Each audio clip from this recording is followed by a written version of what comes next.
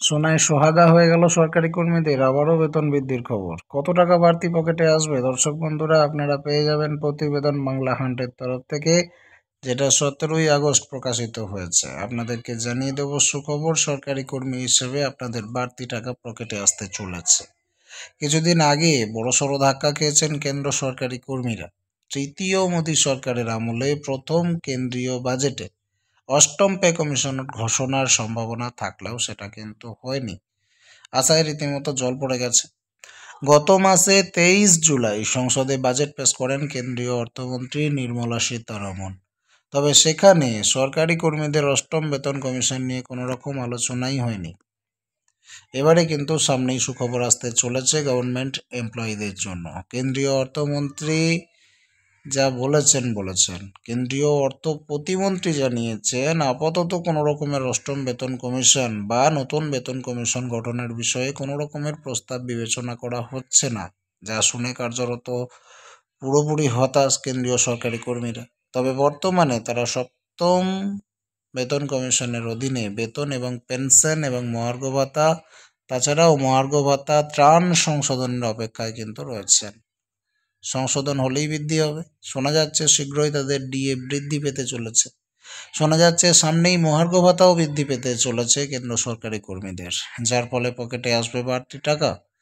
নিয়ম অনুসারে বছরে দুবার নিজের কর্মীদের ডিএ বৃদ্ধি করে থাকে কেন্দ্র সরকার। জানুয়ারিতে মহার্ঘ ভাতা 50% পৌঁছে গেছে, ফের ডিএ বৃদ্ধি করা হবে।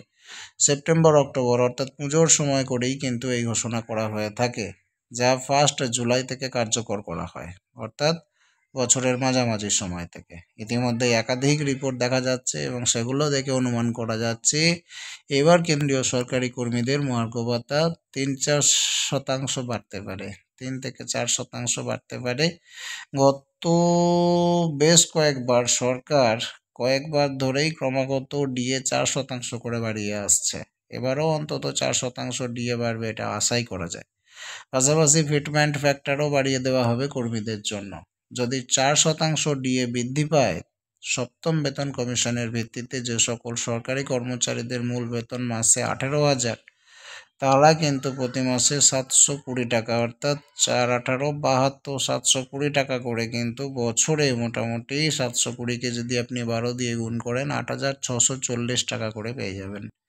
এবার যাদের মূল বেতন 20,000 টাকা, তারা প্রতি মাসে বাড়তি টাকা পাবে কত? 400, আর প্রতি বছর 9,600 টাকা করে বেশি পাবেন, তাই না?